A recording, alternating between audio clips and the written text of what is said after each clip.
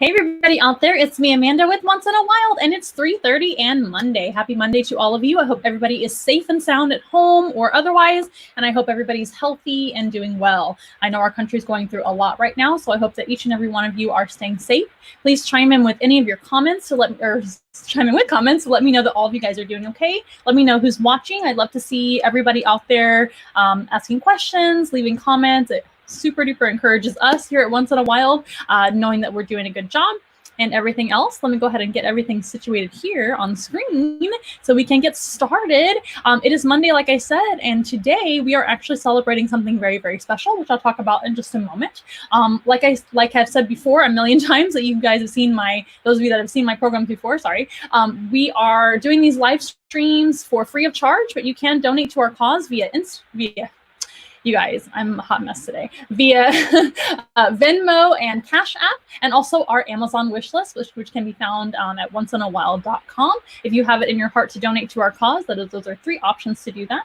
Onceinawild.com has our Amazon wish list, which we have pre-selected items on there to basically choose for our animals and donate to us and send them straight to our door, which is very, very appreciated. We also have an amazing fundraiser going on right now on Facebook. Thanks to Facebook, we're able to raise money for our business as well. Our business was unfortunately affected by our current situation with COVID-19. We are a small business. We are an animal outreach company or a Zoo to You company. So we bring animals to events. We rely on public events. And of course, in March, we had to cancel all of our public events. The good news is we are going to start reopening again for public events, not just virtual encounters like we're doing right now. We do, of course, offer virtual encounters via Zoom Room and also via live stream, which is through YouTube and Facebook right now. We do customized virtual encounters too, but looks like at the end of June, we will be getting ready to get back out in society and have animals brought to you. We will be probably still under some restrictions here and there. We're just going to play it by ear and see what we can get done, and probably start with smaller groups and whatnot. If you're interested in in-person encounter, we are in the South Texas area. We are in San Antonio, Texas. If you want to give me a call or text or an email, you can reach us at onceinawild.com as well. You can find out all about those encounters coming up soon. That is what we specialize in. So we're very, very excited to get back out there and have you guys meet the animals in person. Wouldn't that be exciting? Again, they are going to be a little bit more restricted than usual because of COVID-19 regulations, but we are going to play it by ear and go on a case-by-case basis. If you're interested, just give me a call. Our number's down below. Let's go ahead and get started, you guys. I'm really excited.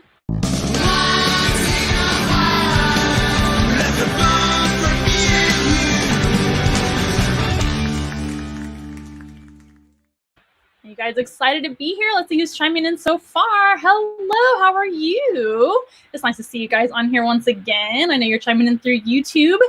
Remember, we are live streaming on YouTube and Facebook today, as always. Now, I do want to let you guys know about a couple more announcements, not just the good announcements. Well, they're all good announcements, but not just the, yay, we're getting back into society soon.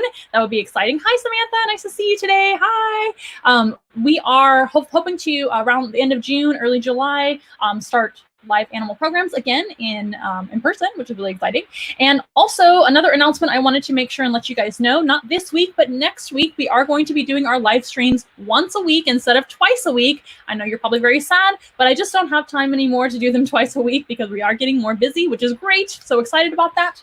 So we are going to move our live streams to Wednesdays. So they're going to be Wednesday instead of Monday and Friday. We're going back to Wednesday, middle of the week, and we are still keeping the same time until further notice at 3:30 p.m. Central Time. So we hope to see you guys back on here, not this week. This week we'll do another Friday live stream. So we're going to do today, Monday, and Friday. And then the next following week after that, we'll do our Wednesday live stream instead. And that's going to be our regularly scheduled program from then on until we decide to change it again, I guess. We're just trying to roll with the times and keep up with what we're doing. As you might imagine, this is a one-woman show.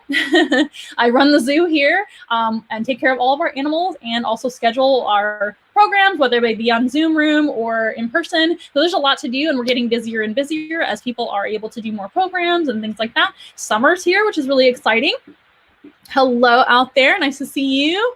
And I can't wait to see you as well, Samantha. I cannot wait. We're going to have to talk real soon about that. Well, so speaking of summer, today marks the first day of June, isn't it? Exciting. Summer's my favorite season. I know it gets very hot here in South Texas, but I love to swim and I love to go to the river. So I'm looking forward to doing that. But also, let's see. Our banner, there it is. It is Zoo and Aquarium Month. June is Zoo and Aquarium Month, in case you didn't know that. So happy Zoo and Aquarium Month to all you zoologists, you zookeepers, you aquarists, all you zoo personnel in general and animal personnel. Happy Zoo and Aquarium Month, and happy Zoo and Aquarium Month to everybody. That's hard to say fast.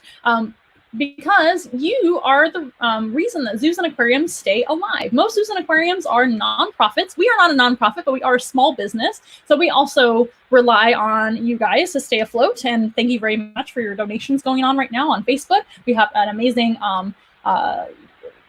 fundraiser going on thanks to Facebook, and a lot of you have already donated. Thank you so very much. Thank you to everybody that's donated to our Venmo and our Cash App and to our Amazon wish list as well, which are all ways to donate to us. Every little bit helps, especially during these times, because again, we had to cancel all of our events that were in March, and now we're hoping to get back out there and do in-person events again. So every little bit helps, that's my point. And you guys help zoos and aquariums to stay alive, especially those nonprofit zoos and aquariums, and really any zoo and aquarium in general. We want to support our local zoos and aquariums always. I always recommend doing that. If you can donate to them, or you can visit the zoo once everything's, I guess, back to normal. I know some zoos are opening up and some aquariums are opening up, and that's really exciting. I know they're under certain regulations right now, but before you know it, we're going to be back to normal, I hope, and everything's going to be good, right? We're staying positive, yes. And my point is that you should support what they do. So today, we're actually going to be talking about zoos and aquariums. So happy Zoo and Aquarium Month. We're going to take this down really fast. And we're actually going to be learning a little bit about my experience with zoos and aquariums. I have been a zookeeper and an animal trainer, and I still am, in the past for several different facilities. We're going to go through my career a little bit. So let's just go through our categories. Why not? We're going to talk about my career in zoos and aquariums. That's me personally. My name is Amanda, if you haven't met me before. We're going to talk about what zookeepers do and animal personnel do. That includes aquarists and all you animal personnel and animal trainers. We're going to talk about saving animal species and how zoos do that and how they help endangered species specifically. And we're going to talk about how they educate and inspire guests. So educating and inspiring guests. So we're going to talk about all those categories. Are you guys ready? I think we need to meet our first animal though first, because we always have animals out here at once in a while. That's what we specialize in. We are an animal encounter company. So let's go ahead and have an animal out here while we're talking. And I'm going to have 3 animal species that we're going to meet today in person right here on this little platform here. That's why I have this interesting little table right here. That's for our animals to rest on while I'm talking and teaching you guys about zoos and aquariums. So we're going to meet our 3 animals. We're not going to talk a whole lot about the animals unless you guys have questions. If you have questions, feel free to chime in with your questions. I'm very interactive. I don't mind your questions, and I'll do my best to answer them. But in order to not go too much over time and too long during our live stream, we're not going to focus entirely on our animal species that we're meeting today. We're going to talk about the subject at hand, which is zoos and aquariums, right? Let's go ahead and get everything in order here. Let me see. Yes. Okay, so let's meet our first animal ambassador. Those of you that follow us have seen her before. She's a regular out here. And those of you that haven't, you're getting ready to meet her now. This is our beautiful tarantula. Her name is Blondie, and she's an Arizona blonde tarantula. We do have several tarantula animal ambassadors here at Once in a While, but she's the calmest and the largest, so I chose her today to hang out with me. Hopefully she'll just hang out right here while I talk about everything I need to talk about today. I'm going to position her so you can see her. There we go. She looks gorgeous. Maybe a little higher. Right here. There we go. She looks great. Let me know if you have any questions about our Arizona blonde tarantula. This is a North American species. They are primarily a dry climate species. They are tarantulas, so just great big spiders. So they're hunters. They are predators. And tarantulas have hair all over their body, which they use for their sense of touch. And that's how they mostly find their food or sense danger and also protect themselves.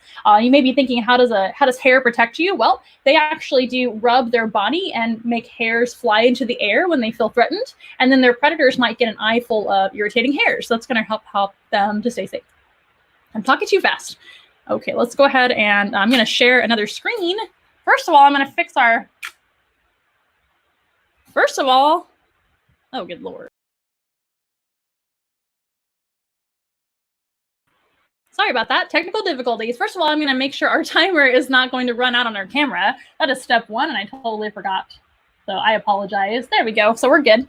I have a special camera that I love to use, but it has a timer on it, and a lot of times it runs out before I'm ready.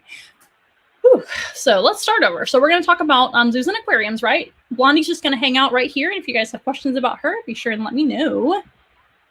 And it's good to see each and every one of you out here today. Now, if you don't catch our live stream, of course, let all your friends and family know about our live streams. Tag your friends and family that love animals and love zoos and aquariums. We're going to talk about that today. But if they can't catch them right now, I understand everybody. Some people have work and you have conflicting schedules and things. That's totally fine. All of our videos are saved to Facebook and YouTube. By the way, follow us on YouTube, subscribe and comment and ring the bell, all the good things, and share the video with all your friends and family that love animals. Here's a good question before we begin. How old do they get? Thank you, Crystal, for your question. This type of tarantula, if they are female, they can live to be 20 or mid-20s. If they are male, they usually only live to be about 4 or 5 years old. So that's a great big gap in age, depending on gender. Now, I don't know why that is. I just know that that's the truth. Females live much, much longer than males. That's not the same general age as every tarantula species, but this specific tarantula species lives about 20 to mid-20s if they are female. Good question. Ooh, that tan and sandy color is so pretty. I agree. They almost look like a redhead. They're so pretty. I know they're called the Arizona blonde, but it's more like a strawberry blonde, isn't it? So let's begin by talking about our first subject at hand, which is my personal career in zoos and aquariums. And I thought I'd begin with that to let you guys know that I do have a lot of experience in this field. Zoologists and zookeepers often do have a degree pertaining to their career. My degree is in zoology. I went to a very special school. We'll talk about that in just a little bit. That actually focuses specifically on zookeeping and animal training and all that jazz. So let's go ahead and talk about my career in zoos and aquariums, if you don't mind. I'm going to share a screen with you guys over here, right next to me. There I am. So we'll get rid of our banner. There's so many steps with all this, guys, which is why I forgot about my camera earlier. So as you can see, we're hanging out. Oh, you know what? I need to adjust where Blondie that, or else you cannot see her. Can have that. Look how sweet she is. We just moved around. No problem. There we go. You can see her. You can see the screen right next to me, I hope. And there I am with a dolphin. Did you know that I used to work at SeaWorld? So my first zoo job, if you will, was actually at SeaWorld San Antonio. So I live in San Antonio now, and I'm from San Antonio. I was born and raised in San Antonio, Texas. Shout out to all you San Antonians and you native San Antonians. Hello, Daniel. How's it going? So I had a very, very awesome job, and I actually went to a job fair to get this job. And prior to this, I had some animal experience. I had worked at several veterinary clinics, and even after this as well, now that I think about it. So I had worked as a veterinary technician. I worked as a receptionist in a veterinary clinic, and I had worked as a kennel technician as well, all those different jobs in 3 different animal clinics. That was one of my first experiences in working in animal care. And I also worked at pet stores. I also worked at, I'm sure I'm forgetting some things. I took care of horses. I helped with horse training. So I had some prior experience to that sort of thing. And I had always grown up going to SeaWorld through the years. And then this particular year, I can't remember how long ago this was. It's a long time ago. I'm so very young in this photo. My hair's so very short. But that particular year, a long time ago, there was a job fair going on, and I heard that SeaWorld was hiring. So of course I ran over there and I waited at the job fair literally all day long to get this job. I was one of the last people to be interviewed, and the specific job that I ended up getting was actually in tour guiding. So I was a tour guide. I talked about animals all day. Can you tell my background there? I still talk about animals all the time. But yeah, I used to do tour guides. I used to educate the public and interpret for everybody regarding our animals there. So again, at SeaWorld, I already knew a whole lot about animals. I had some experience already. I was very young. I did not have my zoology degree yet when I went and worked there, but they did hire me because I was so passionate about teaching people about animals. So it was very, very fun. So that was my first job. I was not a zookeeper, and I was not an animal keeper there, or an aquarist, or a dolphin trainer, none of that. I'm actually just posing with the dolphin because we had a special day where we could get some photos with the dolphin, which was really, really fun. But this is just my favorite photo from that job. So I decided to share it with you guys. So that was my first animal job, was basically just teaching everybody about animals. And I talked all day long, on microphone, off microphone. Wasn't really a shy person even then. And I taught people about sea lions, dolphins, stingrays, otters, you name it, all the animals in the aquarium. And at SeaWorld, I would teach you guys about all the guests that would come in. And if they had questions, I would answer their questions. And that was my first professional tour guiding and animal interpretation job. That was really fun. So then I decided to go back to school a few years later, and I went to the Santa Fe College Teaching Zoo, which was another zoo that I actually worked at. So during your time at the program, you actually work at their AZA accredited facility, which AZA, by the way, is the Association of Zoos and Aquariums. That is an American association that zoos aspire to actually get accreditation from. So there are many zoos and aquariums that have that accreditation. There are many zoos and aquariums that don't have AZA accreditation. SeaWorld had AZA accreditation as well. So that was my first AZA job, which I was really proud of. And then this zoo as well, the Santa Fe College Teaching Zoo, it's over here, Amanda, it's over here. The Santa Fe College Teaching Zoo was also an AZA accredited zoo on campus. And all the students in the program, which I got selected to be in the program because I was so passionate about being a zookeeper, not everybody gets to get in the program, and not everybody graduates. So I worked really, really hard to get my degree. And at the same time getting my degree, I worked at the zoo, Santa Fe College Teaching Zoo. And this is me with one of the indigo snakes, beautiful species, one of my favorite species of snake. And you guys know that I love snakes, right? I'm even wearing a hat with a rattlesnake on it too. So that was my time there. I was there for a couple of years. SeaWorld, I was there for about a year. Santa Fe College Teaching Zoo, the program was about 2.5 years. So it was almost 3 years that I worked there. Then I went on, oh, you know what? I'm out of order. I'm going to go to this one. Then I went on to actually work at the Texas State Aquarium in Corpus Christi, Texas. And that was really, really awesome. I actually was just a temporary hire out there. Originally, I was hired for a few months, and they extended my time there to almost a year long, which I was really grateful for. I got a lot of experience. I learned a lot about training there. I already knew some about animal training, of course, through my other experience, but I learned a lot about free-flighted bird training. As you can see, I'm working with a Harris hawk there. That is Toby, the Harris hawk. And we worked behind the scenes at their bird and mammal show. I say we, it was me and another temporary hire there. We were both kind of like husbandry assistants. So we worked behind the scenes. We helped them clean and take care of the animals and feed the animals and all kinds of things, training as well. But they got to teach us a whole lot about bird training and mammal training, which was really, really fantastic. I absolutely loved that job. Unfortunately, they didn't have the position to hire me after my temporary job there, so I didn't stay, but I ended up getting a job, going backwards, at San Antonio Zoo. I ended up getting a full-time mammal keeper job at San Antonio Zoo. I worked with all sorts of large and small mammals, including monkeys, gibbons, otters, small cats, some large cats as well were in our department too. We had rhinos in our department. We had all sorts of large hoof stock, which are hoofed animals, right? Hoofed mammals. We had kangaroos, which I'll talk about in a second. We had pigs, all kinds of wonderful mammals. So I got a lot of mammal experience. And we also had some birds too. We had cassowaries, which are one of my favorite animals, a great big giant enormous bird and a flightless bird. And we had emus and ostriches at some point too in our collection too, in our department. And as you can see here, I'm working with a beautiful special animal called a tree kangaroo. I'm going to blow it up for you guys so you can see a little bit better. That is a tree kangaroo, and that is her baby in the pouch. You can see the little baby. I'm hanging out with the baby, finger to nose there, just saying hello. She was so sweet.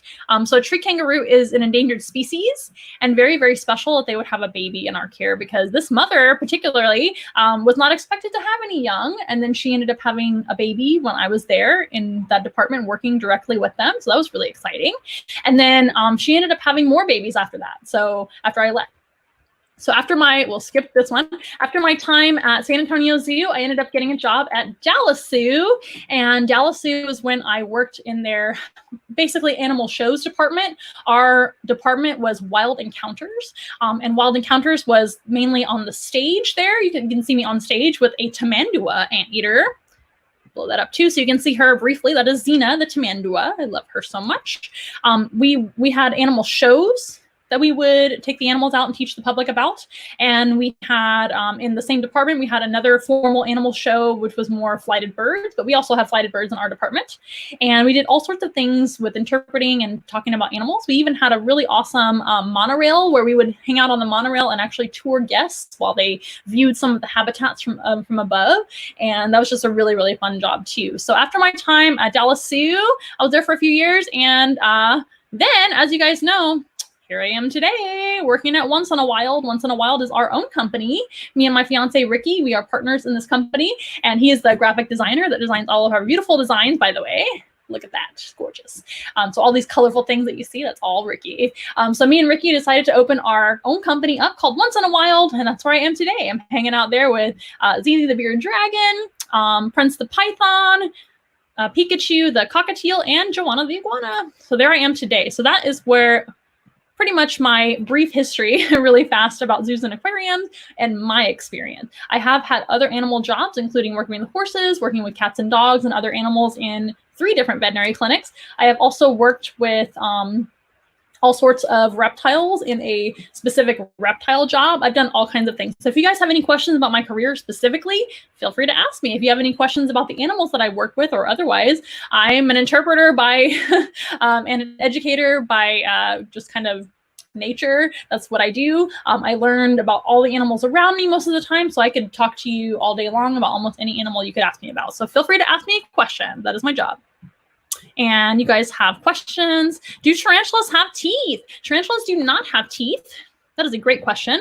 Tarantulas have fangs. So underneath her chin there, she's got her fangs tucked away. Usually tarantulas tuck away their fangs like this. They have 2 fangs. And what they're going to do to eat, which I think is your next question, how do they eat? They basically keep them tucked away to keep them out of the way when they're walking around and whatnot. Tarantulas don't eat every day. They eat about once a week, if that, maybe once a month in the wild. But if they find an insect that they really like to eat and they're hungry, those fangs will actually reach out forward like this. They'll stab their prey, which could be like a cricket, for example, or a roach, some nice juicy bug like that. And they will stab their prey. They'll actually hang onto their prey with their little arm-like appendages. Right there in the front, they have 2 little arms. They have 8 legs and 2 arms, and their fangs will go into the prey. They'll hold on like this until the prey passes away.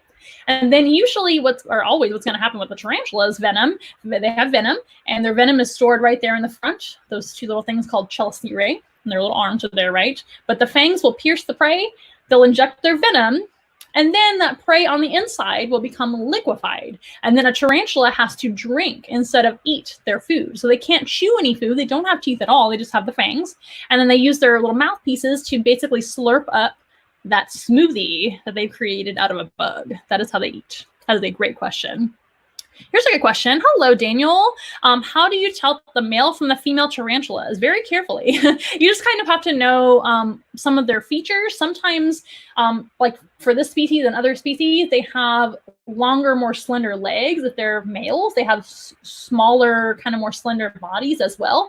Males will also have little kind of hooks on their front legs there, and that will actually help you to know that it's a male because only males have that. So there's other different body features, or several different body features rather, that you can tell just by looking at them. They are actually dimorphic, meaning male and female look different. So it's hard to tell on a young tarantula when they're babies, but once they reach maturity, a male grows a little bit faster because they have a shorter life expectancy. Males only live about 4 to 5 years old, maybe a little bit older than 5. So they're going to grow pretty quickly. You know, they have a short life to live. And females will grow slower than males. That's another like kind of red flag that you might have a female. Females are larger and bodied, don't have those little hooks on their legs, and they have not as slender of legs, etc. There's little things to look for, but as a baby, it's really hard to tell. You can't really tell until they're older. There's also other ways to tell. Tarantulas are invertebrates, meaning that they don't have bones, so they have to actually shed their exoskeleton or molt their exoskeleton. For this species of tarantula, it's about once a year. Once they reach maturity, they don't molt very often at all. She's probably pretty much due for a molt. She's looking a little rough these days. She's still beautiful, but when she molts, man, she's gonna look like a brand new tarantula. Pretty cool. But you can look at that molt. If it's a fresh molt, there's actually ways to tell by looking at some pockets and things. And most tarantula experts will tell you exactly how to do that. I'm not a tarantula expert. I'm an overall zoologist, so I don't specifically study like entomology or tarantulas. But there are ways to tell from their molt as well. But if you know what to look for on body features, it's very, very easy. I hope that answers your question. Very long answer for your question. Oh, here's a good question. Where do my animals come from? It all depends. Each and every animal has their own story. Sometimes they are given to me, and that's, you know, maybe like an adoption situation. Sometimes we rescue animals. Sometimes we do go to responsible breeders and things like that if we're looking for something specific for animal programs. It all just kind of depends. Some of my animals that we have here at Once in a While have been with me already just as an animal companion for me, with me for many, many years. Like my iguana. I had an iguana, I have an iguana named Joanna. You guys saw her in the photo there. I'll show you that again. There's Joanna. She's over there in the corner there. But she has been with me for about 10 years, and we just started Once in a While about a year ago. So some animals I already had. She was a rescue situation from a long time ago, so they all have their own stories, which is pretty cool. And that goes for zoos and aquariums too. Every animal at zoos and aquariums has their own story too. Sometimes they were born there at that zoo or aquarium. Sometimes they were acquired a different way. Sometimes they were rescued. It just all depends. Are tarantulas dangerous? That's a great question. There are no deadly tarantulas to humans. All tarantulas do have venom, but no venom of a tarantula is deadly to a human being. It's just deadly to their food. Now, that being said, there are some tarantula bites that are very serious and they would hurt a lot, but you would not pass away. Now, we don't want to encourage you guys to ever hold or pick up tarantulas in the wild. We want to leave wildlife alone because they're going to be scared of you. They might defend themselves, and we want to make sure they're out there to do their job. We don't encourage you guys to pick up or mess with wildlife in the wild. We don't encourage you guys to take in wildlife as a pet, etc. But Blondie is a very benign venomed tarantula. Their venom is very mild. Okay, so before I get too ahead of myself, how big do tarantulas get? Tarantulas never stop growing their whole life, but this is about as big as this species gets. All right, so before we get too ahead of ourselves, remember we're talking about Zoo and Aquarium Month today. Happy Zoo and Aquarium Month. June is Zoo and Aquarium Month. And we talked about my career already. So let's talk about this. What do zookeepers do? Now, when I say the word zookeeper, I'm keeping that pretty generalized. And one moment, guys. I'm going to make sure we don't lose our camera once again. Very, very good. Okay, so what we when we talk about zookeepers, there are many kind of jobs that fit under the title of zookeeper. Zookeepers, aquarists, which are people that work in aquariums and, you know, take care of fish and other animals that live underwater. We have animal trainers. We've got animal interpreters. So when I'm talking about zookeepers, I'm talking in kind of a wide spectrum, and I don't want to leave anybody out in my field. But we're going to use the general term zookeeper, right? Because that's a very familiar term to you guys, I'm sure. But what do zookeepers do? Let's see. Let's talk about that for a minute. Let's get to our other slideshow really fast. I prepared a couple of slideshows for you guys. So as you may know, like I said, I was a zookeeper at one point. I still kind of am, but my title now is animal specialist because not only do I take care of all the animals here, I also train the animals. I also talk about the animals and run this company, right? So there's a lot of things that I do. So animal specialist ends up being a good kind of general term for me. But I used to be a zookeeper in the traditional way that you might think of. So here I am working at San Antonio Zoo with Fred the emu. Fred the emu and I were very close, as you can see. He was a very sweet and special bird and very flirty with his keepers. So as you guys probably know, zookeepers clean a lot. We clean a lot. We pick up a lot of poop. That's probably most of the job when you're a zookeeper is cleaning up your animals' messes, feeding your animals as well. So here I am feeding some of the animals too, right? So yes, so we clean and we feed. We clean and we feed. So that is most of what we do on a day-to-day basis as a zookeeper. That's a traditional zookeeper in charge of the animal care of your animals in your section or department, right? So here I am hanging out with our red kangaroos at San Antonio Zoo. I'm feeding them their food. Clean and we feed. But what else do we do?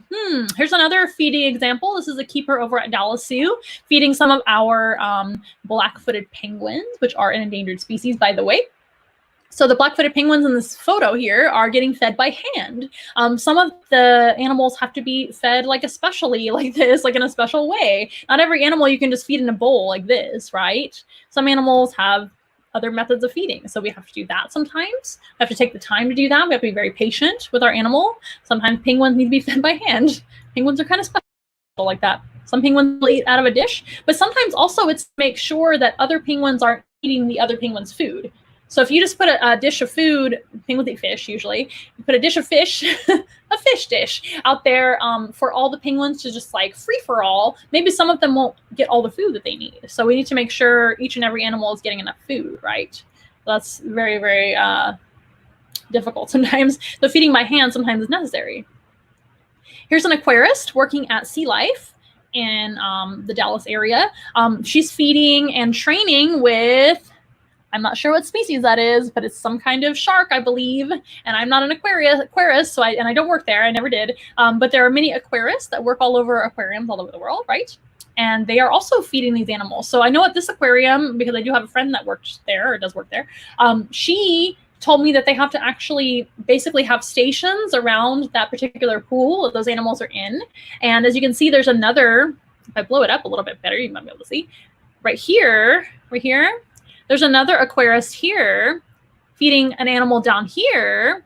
And then this woman, of course, here is feeding this, I believe is a shark, some kind of fish, obviously, down here with her pole here to be able to reach. And she's got like this barrier here to not fall in. And this person's down here feeding another animal. So a lot of times you have to make sure your animals are getting all the food they need, right? Just like, you know, with the penguins we talked about, they're feeding them by hand. That's very specialized. So we learn through trial and error how to make sure every animal gets the appropriate food they need. It's a lot of work. So that's one way that you can make sure your animals get the appropriate food they need. Did you know that fish and sharks and other sea life can be trained as well? We'll talk about that maybe here in a little bit if you guys have questions. Animal training is part of it too, right? So they're stationing them. They're kind of like they get used to where they're supposed to go for their food, and each and every animal kind of stays separate. That way, each and every animal can get food, and nobody's stealing each other's food. I'm sure it happens from time to time, but they have a little bit of more controlled system, right? So that's cool. And here's another aquarist. This is a friend of mine at Sea Life Aquarium, and she's hanging out underwater. So not only are zookeepers on land, but sometimes zookeepers have to be aquarists, right? And you have to have a diving experience, and you have to be a diver and get the licensing and everything for that. So that's something that a lot of them do. Here she is with a shark there, of course. And right there, she's posing, but aquarists have to get underwater and actually like clean the habitats and things. And of course, feed the animals like we showed you earlier. That's another thing that zookeepers do and aquarists do. Here's a zookeeper at San Antonio Zoo working with one of the Asian elephants. So this, I believe, is Lucky, the Asian elephant, a very famous elephant here at San Antonio Zoo, very elderly elephant as well and still going strong. She is so beautiful. But he is there working with training Lucky and having her lift up her trunk to show her mouth. That's just a behavior that an animal can be trained to do, especially elephants. Elephants are very intelligent, so they do require animal training. That's very enriching for them. It's very good for them. That also allows the keepers to do special things like take care of their feet. An elephant might stick their foot up on a platform or the rail or something like that. I don't know if she can stick her foot that high, but she might stick her foot up on something and they can take care of her nails. Elephants require pedicures and things, and all sorts of care, especially in her old age. So Lucky requires a ton of, she is so old, I forget how old she is, but she's an elderly girl. So they do have to take special care of her, and having those trained behaviors to be able to check her teeth, check her feet, all those things help her out a lot. So that's one thing that zookeepers and aquarists and all kinds of zoo personnel, remember, I'm using zookeeper in a general term. That's one thing that keepers do is they train their animals for what we call husbandry behaviors. So there's not just tricks that animals do, right? We don't call them tricks. We call them behaviors in our field. But when we talk about animal behaviors, they could be for shows, like maybe a bird flying from A to B. That's a behavior, but it's a natural behavior, right? Birds fly. We could also train like for a sea lion show. You might see a sea lion show and think, oh, that's animal training. But another part of animal training and another important aspect of animal training is husbandry behavior. So husbandry is just taking care of the animals in general. That's a general term for caring for, right?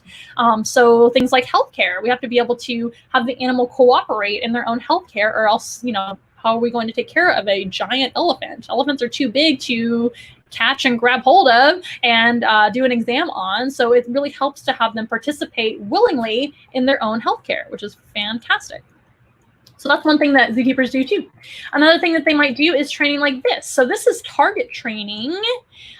So this is one of my instructors at Santa Fe College Teaching Zoo, actually training with our red ruff lemur, one of them. And he is target training him, or working on targeting. And targeting is basically, you have, it could be anything. It could be your hand. It could be a target pole, which is what he's using right now. It looks like a lollipop, but it's actually a longer, where am I? A longer pole about this long, and you can use it to kind of target your animal. And what targeting is you basically have that end of the stick there with a ball on it. It's just plastic. And you say target, and you're expecting the animal to touch a body part to the target, usually the nose or the hand, if it's like a monkey or something like that. It just depends on the situation. But targeting is usually with the nose in most animal training. But what they'll do is they'll say target, and if the animal participates in targeting, then they get a reward. So that's a really handy thing to have in animal training with an animal, because then you can progress their training into something else. So you can train the animal to put their nose on the target, and then you train them to come, you know, this direction, or you can train them to spin around in a circle, or whatever you're wanting to train them to do. With the lemurs, it's very enriching as well, just like with the elephant, right?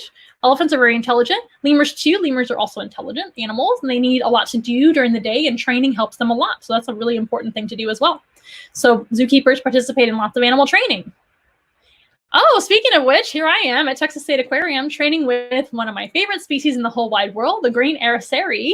These are two of our green Araceris. We have Vanna and we have BA, and BA is over there on a scale. Can you guys see that? Let's blow it up a little bit.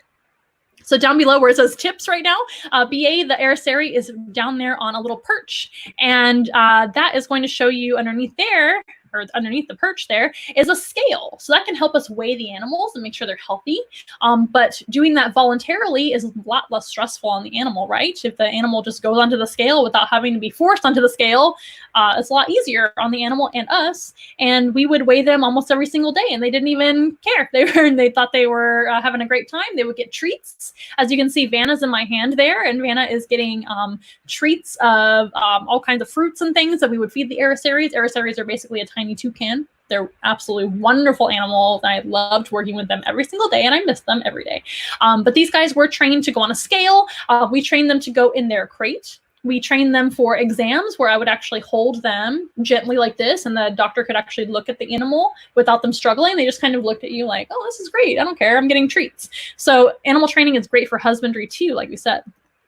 And then here I am again at Texas State Aquarium working with some of our spoonbills. Spoonbills are a very beautiful shore bird that lives near the ocean, right? And they're a local species in Texas, which is really fun. And these spoonbills were getting trained to station. So if I make it bigger a little bit, you guys can see that they're standing on a little platform.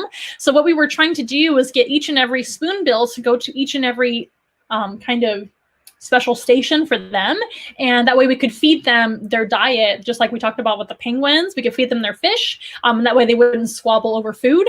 We were training them to station. Stationing is also a great thing to have on board, just like targeting. Targeting and stationing are two kind of very standard behaviors to have your animals learn, because they are applicable to many situations. So if we have that station and move the station somewhere else, and there was a safety issue going on, say a bird that is free flighted outside, they fly into a tree, but they see their station on the ground, and we say station, and they know they're going to get lots of rewards for stationing, they're probably going to fly down into the station, and then we can retrieve the bird safely and everything's fine. These were our spoonbills, and they were getting trained for that. That's another thing, of course, that zookeepers do. Here's another keeper working with a gorilla at Dallas Zoo. And the gorilla is also targeting. You can see she's using literally a target to target the animal. It's whatever they're used to. It doesn't matter what you pick, really, as long as it works. The gorilla is in its habitat because it wouldn't be very safe to go in with a gorilla, right? So the gorilla is in the habitat, but there is a plexiglass or a glass barrier there. She's also got a window where it's more of a fencing, so she can actually pass food rewards to that animal. Most likely she's using food rewards. There's many different kinds of rewards you can use. You can use tactile, which is touching. You can use attention, word like praise words, all kinds of things for animals. But usually you'll see food used a lot, and we'll use the animal's diet to be able to train them. So she's targeting the gorilla with its hand instead of the nose, like the lemur, right? That makes more sense for a gorilla to be targeting with the hand instead. But that can apply to more husbandry behavior. The gorillas are also trained there to open their mouth. So they can get a nice oral exam on the gorilla and all kinds of things. They'll present their side. Maybe gorillas will need some kind of vaccination or shot. I assume with gorillas sometimes, or they just need medication. Sometimes presenting the shoulder or the hip, and like they can get an injection a lot more easily than forcing them to do that. How do you force a gorilla to do anything? So having and training not only enriches your animal, it's also great for husbandry like that, taking care of them. Here's another Dallas Zoo animal. This is a hippopotamus, of course. And the hippopotamus is getting target trained. As you can see, it's a bigger target for a bigger animal. It's not the tiny target that was used for the lemur with a plastic kind of lollipop looking thing. No, we have a basically a big plastic item like that. I forget what those are called, buoys.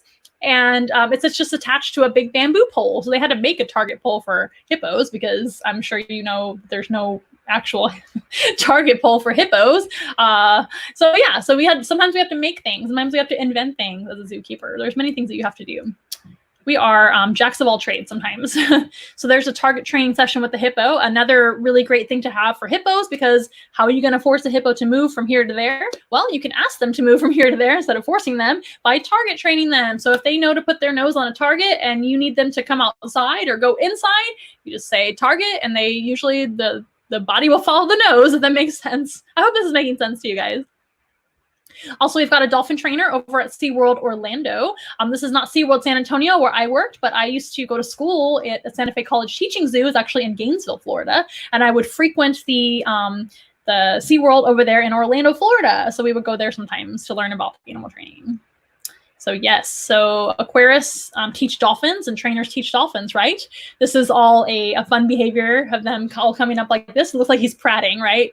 Chris Pratt with the with the velociraptors. He's doing so with the dolphins there. Dolphins are very intelligent as well and require a lot of training, not just for husbandry purposes, but for mental stimulation and physical stimulation. Another purpose of training and enrichment is to make sure your animals are healthy and not getting too chunky from not moving around too much, and also just getting their exercise for the day. It's very important. Here's a tamandua. Oh, it's the same tamandua that I worked with before, Xena. That was in the photo with me earlier. You guys saw that. This is Xena, just getting trained for shows. Xena was a very well-trained animal, and she would do natural behaviors like gripping onto our hand, like if it's a tree branch, and we would show how strong she was by lifting her up onto our hand like this. This is one of my friends at Dallas Zoo working with Xena, and she would lift her up and show the audience, and Xena could also hang by her tail as well. They have a prehensile tail, so those are some natural behaviors we would use to inspire guests and show guests the animals. Pretty cool. And again, at Dallas Zoo, one of my friends working with one of our cheetahs, and the cheetah would actually, well, we just had one cheetah at Dallas Zoo, would take it back. Well, no, we had multiple cheetahs at Dallas Zoo, but one trained cheetah in programs. So that's what I should have said. This is our cheetah, and he was trained to run in a program a few times a week, and he would run to show you how fast cheetahs can run on chasing a lure. It was really cool. But this is her just working with the cheetah, and yeah, that's another thing that zookeepers and animal trainers do, is we train animals for programs and shows. There's another one of my friends working with a porcupine I used to work with at Dallas Zoo as well. And again, just another example of animal training for shows. And shows are really important, in my opinion, to show people the animals and show their behavior. But it's also important for the animals, too, to keep them, like I said, stimulated, exercised, doing all the things that they should be doing. And then we're taking a very different turn, aren't we? So this lady is amazing. I do not know her personally. I only met her one time, but she was absolutely astounding. This woman works at a venom collection lab in Florida. Again, remember I used to go to school in Florida and I lived there for a few years.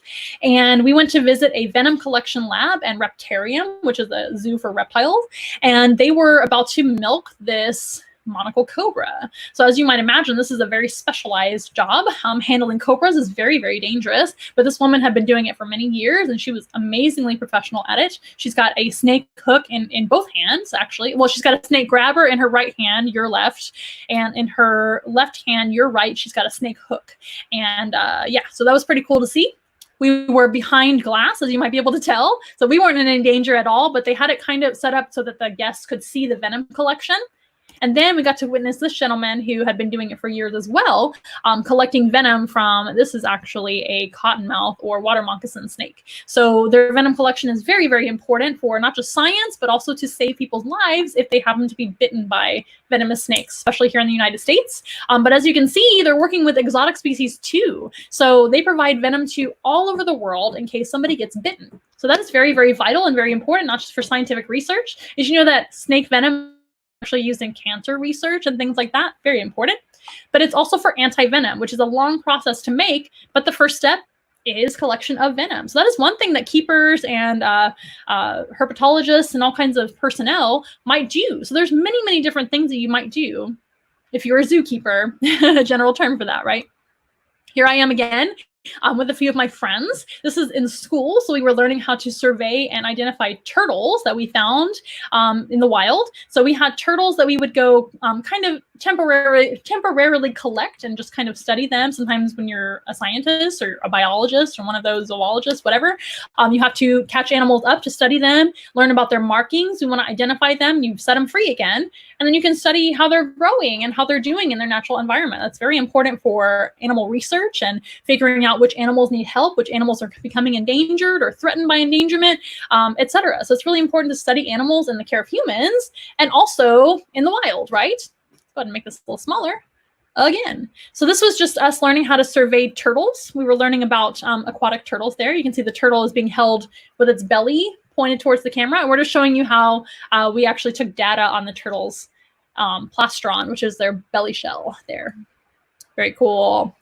And then, oh my goodness, we caught the most dangerous animal on the planet. So that day we were a little bit disappointed because we didn't actually catch any turtles that particular day. As you can see, we did catch turtles previously, and that was really fun. But we did this through the course of several weeks, at least several days. I don't know if it was several weeks, but it was at least like a week or two. And that day we didn't actually catch any turtles. But as you can see, we caught a very dangerous creature indeed. Oh my gosh, she looks like she's about to bite somebody. So those are just a few examples of what zookeepers and zoo personnel actually do for a living. There's many important jobs and there's many things that you can actually do with this career path. If you're interested, let me know and I'll let you know how you can get into this career path. It's a lot of hard work, but it is very rewarding and totally worth it and very important. Okay, guys, let's keep up with your questions. Let me see. Oh, hello, Bonnie and Sophie. Hello, how's it going? Nice to see you again.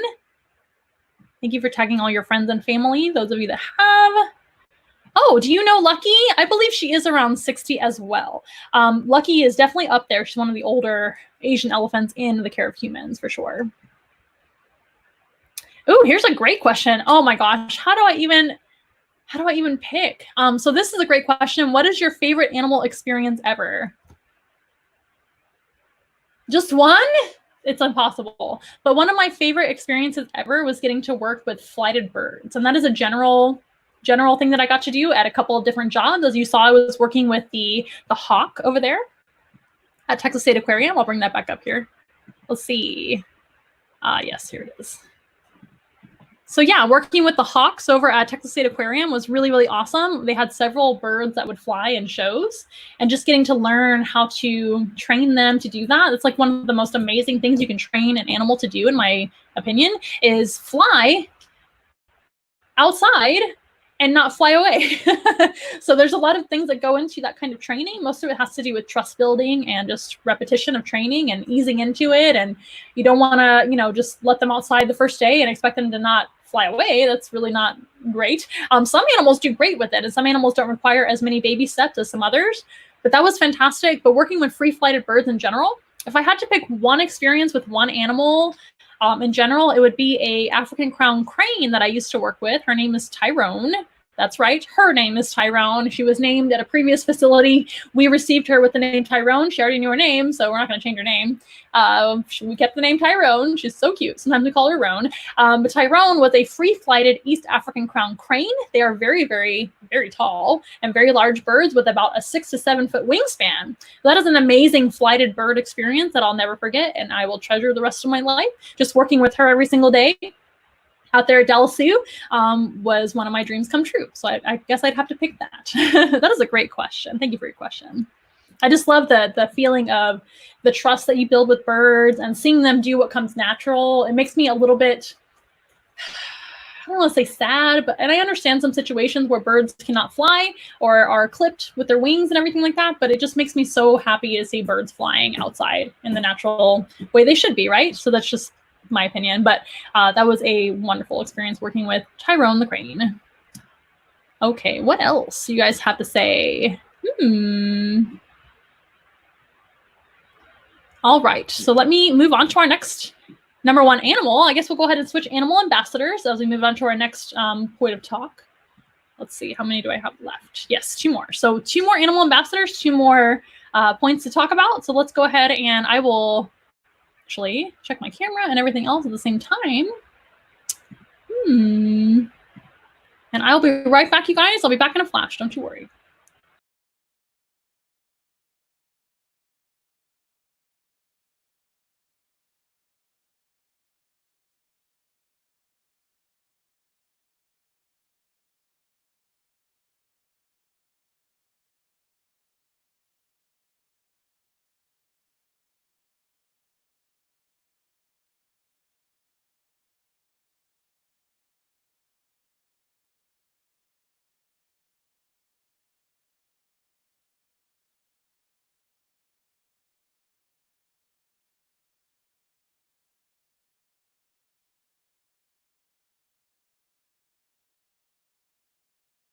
Okay, guys, thank you for your patience, as always. So Prince is here. Prince the ball python is hanging out with us for our next portion of talking. I don't think he's going to sit as still as Blondie the tarantula sits, but I will keep an eye on him. Don't you worry. He's just going to hang out with us. Prince is a pastave-colored ball python. They aren't normally this light of coloration. He's a special coloration that has been bred in the care of humans, and he is just gorgeous. Prince is a male. Ball pythons come from Africa. They are ambush predators. They sit very, very still for a very long time and wait for their food to come to them. They usually hide most of their life, actually, and they are primarily nocturnal. But when they need to eat, they just kind of wait for an animal to come to them. Their food can be usually things like warm-blooded mammals and warm-blooded birds. They are very sensitive to heat. They do have heat-sensing pits on their lips, which I'll show you, I suppose.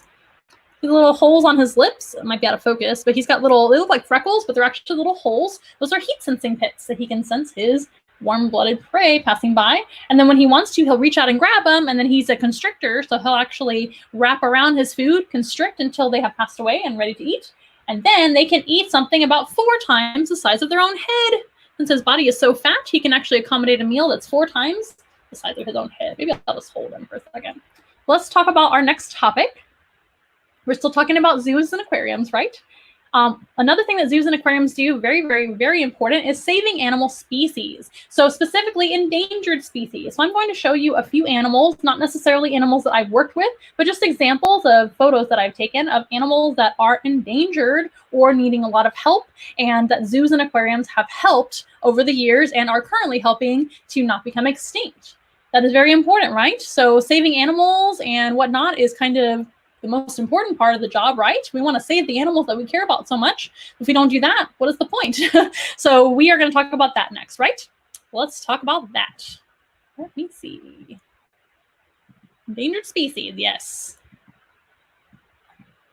You guys know this animal.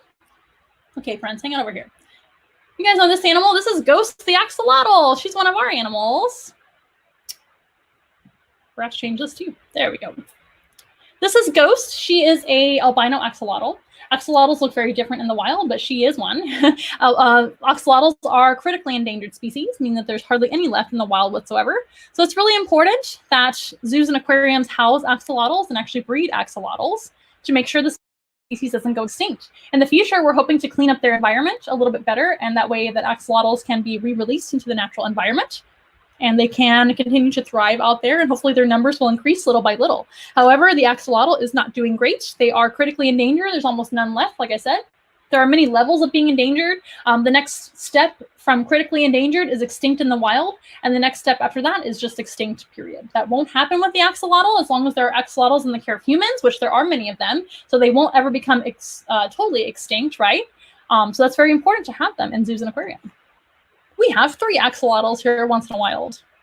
Our next species is the tree kangaroo. We talked about them a little bit before when I was talking about my experience with them.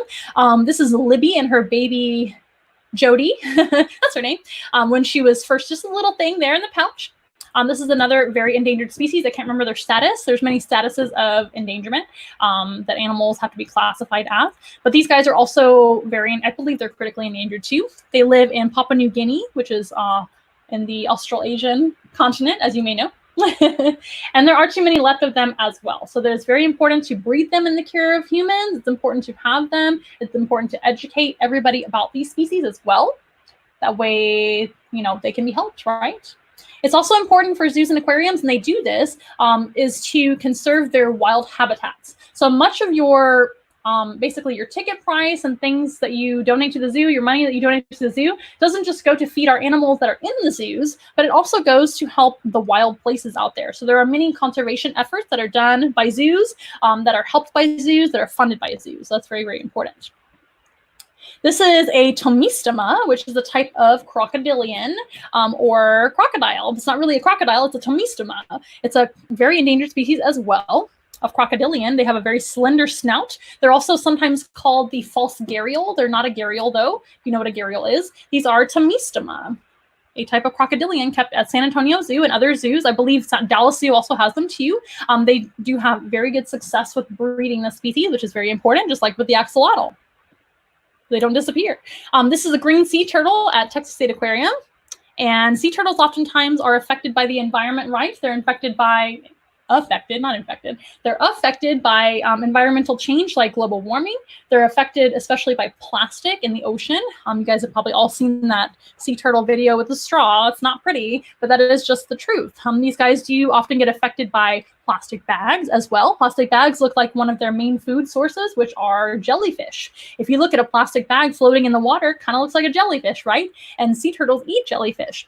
Now, many sea turtles that are kept in aquariums are actually rescues too. So those animals themselves, just as an individual, would not have survived without being rescued. So many of them have like buoyancy issues where they don't float or swim properly. And some of them have maybe missing fins, flippers, they call them flippers, missing flippers and limbs and things. Some of them have run into trouble with boats, and they've been injured by boat propellers and things like that. So many of them have injuries to where they cannot be re-released back into the wild. Most aquariums that take in turtles like this, they actually do try to re-release them back into the wild. That almost across the board. Any responsible aquarium does that, including SeaWorld. SeaWorld rescues a lot of animals, guys. But these guys, if they are deemed they are deemed non-releasable by the government, actually. They have to stay at some aquarium. So a lot of times they will stay at the aquarium where they were rescued by. So this is the case with this green sea turtle. I believe this green sea turtle at Texas State Aquarium had buoyancy issues. So they would kind of float kind of crooked. Therefore, they wouldn't be able to kind of sink down to the bottom and get out of danger, get to safety. They just don't swim right. So being in an aquarium is really the best option they have. They can educate the public about these animals and why we need to help them. That inspires future generations and things, but it's also helping that individual to have a place to live, right? Otherwise, they wouldn't survive. So there's many reasons why animals are taken in, just like we talked about before. Every animal has their own story. Maybe they were born at a zoo, maybe they were acquired as a rescue, and many other situations, right? So this is the Panama golden frog, another critically endangered species of amphibian. I believe they're still critically endangered, not doing great. I believe they're on their way to being extinct as well in Panama. But there's a lot of efforts being done at zoos that have them with breeding and with raising money for their natural environment, right, friends? You need to be looking at the camera, not at me. I know I love you too, but you're on camera. I guess they just don't get it.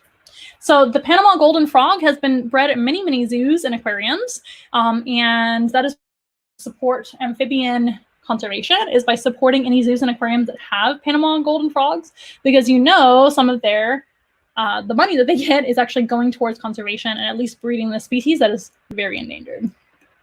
This is a babirusa that I used to work with.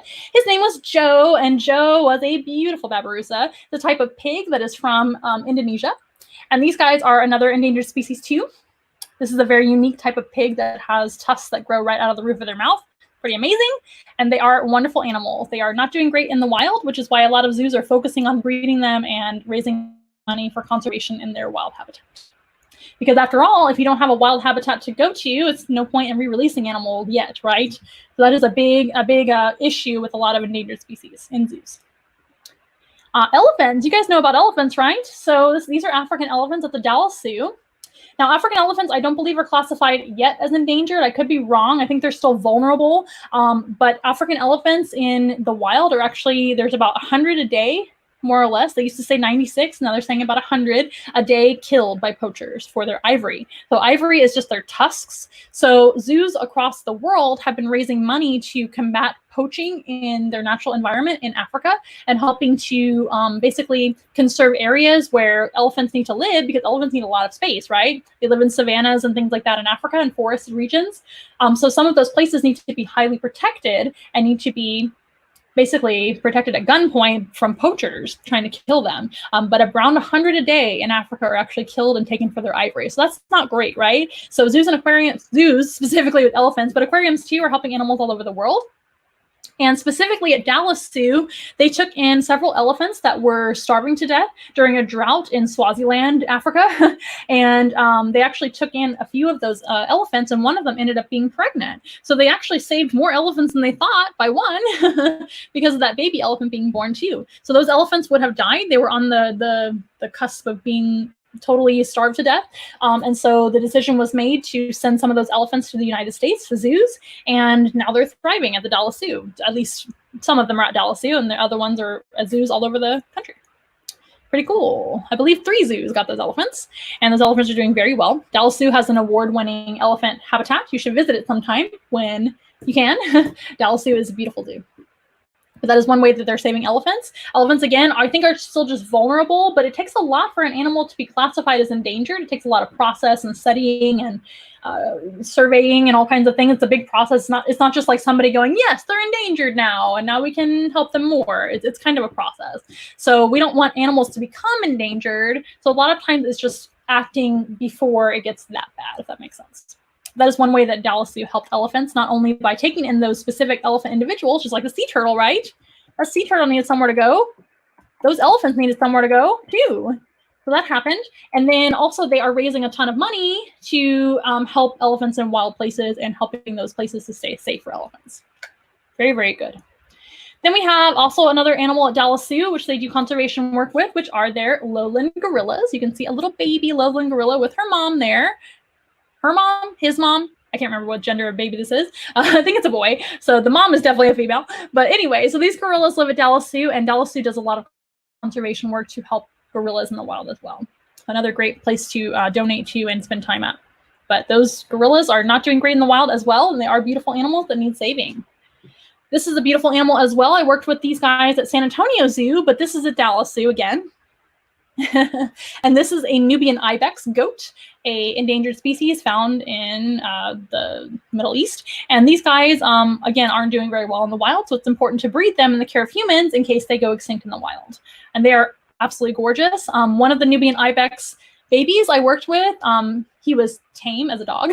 He was bottle raised because his mom actually passed away, which was very sad and not great for an endangered species, right? But since he lived at a zoo and his mom passed away, at least we could save him and bottle raise him, and he could be in good care, right? And his name was Ziggles, and he was an absolute joy to work with. But this is one of my favorite hoofed animals, if you will, in the world, the Nubian ibex. Another animal I've worked with too is the black-footed penguin. We saw a black-footed penguin keeper at Dallas Zoo. I believe this is also, oh no, this is a different facility, but this is the same species that we saw earlier with the keeper hand feeding them. Black-footed penguins are another animal that is very endangered and not doing great in the wild. And Dallas Zoo specifically is actually doing a great conservation effort right now out there in Africa where they live. So these guys are warm weather penguins, by the way. They're not an Arctic species. They're an African species, African black-footed penguin. And a lot of their issues right now, they have so many issues working against them, which is why they're so endangered. But one issue is having less nesting abilities. So a lot of their natural habitat has been destroyed and they don't have anywhere to nest. And if they don't have anywhere to nest, they won't have successful babies. And if they don't have successful babies, the species goes away. They become extinct. So Dallas Zoo, the Dallas Zoo Bird Department lead, has actually designed man-made nests for these guys that are really successful. And you guys can actually support the Dallas Zoo specifically for all these conservation efforts I've listed already, and more. But Dallas Zoo specifically helps black-footed penguins in the wild, which is fantastic. And it's actually their personnel going to Africa and helping with that. So that's pretty exciting. So they're doing very well with that, although the species has a long way to go with, you know, becoming less endangered. We're doing our best, and that is what's so important about zoos. Here's another beautiful animal. This is San Antonio Zoo as well. This is a clouded leopard, another endangered cat, or endangered cat in general. I don't know if we've mentioned a cat yet. Clouded leopards are endangered too. Here is a famous animal. It's the California condor. You might know about the California condor. It's a bit of a success story. This animal was on the brink of extinction in the wild before they were protected and their habitats were protected. This is actually at the Chapultepec Zoo in Mexico City. They had a California condor habitat there, and it was gorgeous. And look at that beautiful naked head of the California condor. California condors and other condors are in the vulture family. They're one of the largest species of vulture on Earth. The Andean condor is the largest. California condor is the second largest. Pretty cool. But a beautiful bird that was brought back from the brink of extinction by animal specialists all over the world. Well, not all over the world, but in California, in that case.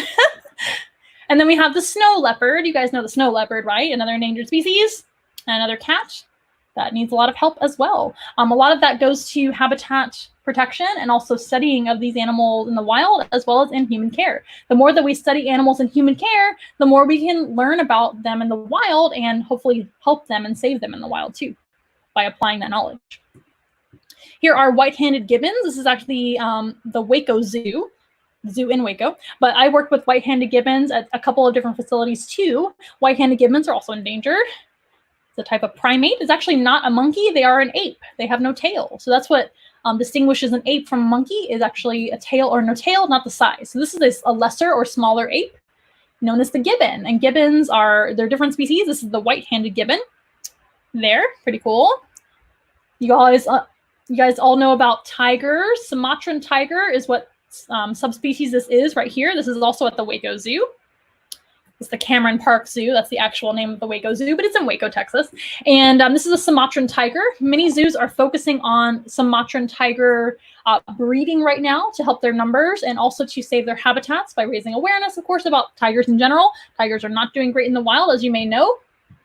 And so we need to save their habitats. But in the meantime, we can responsibly breed these animals with good genetics and everything like that.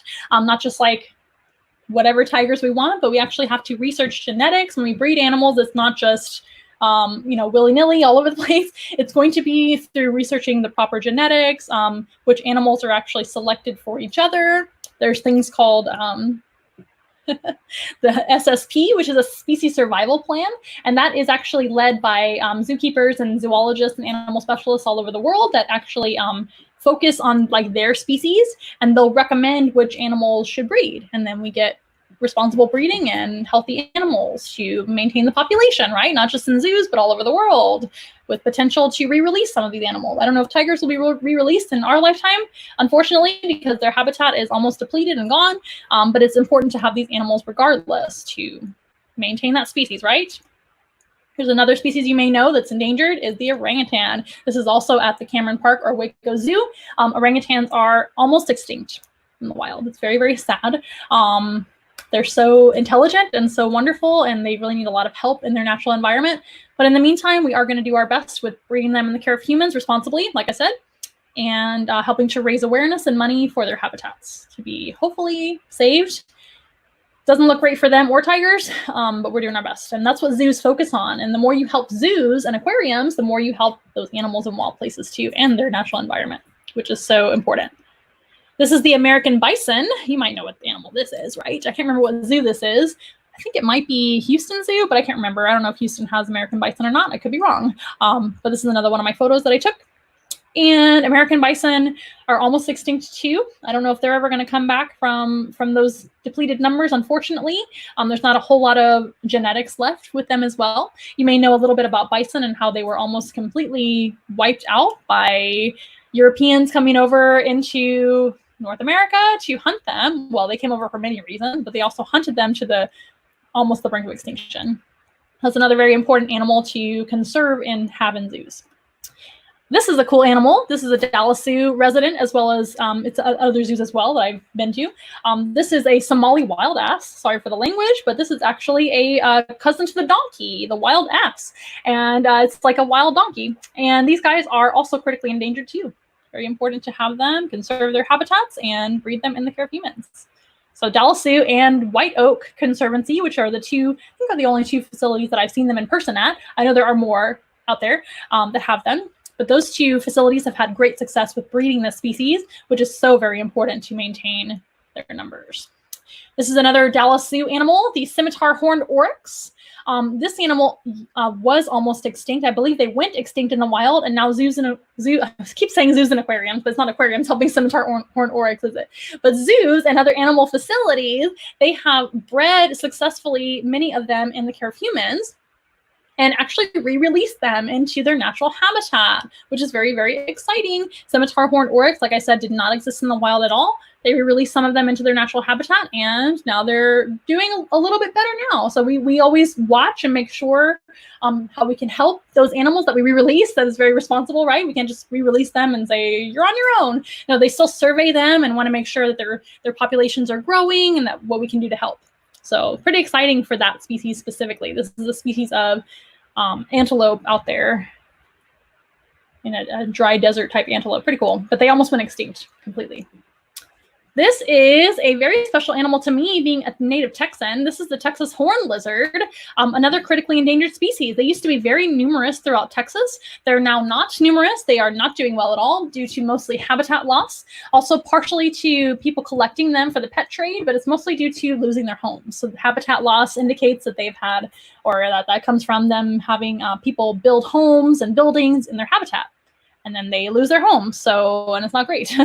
These guys are amazing little lizards that are being bred in zoos, and I think aquariums too, some aquarium, and their numbers are increasing. And Dallas Zoo actually works on a conservation project to re-release some of the Texas horned lizards back into their habitat, which is so exciting.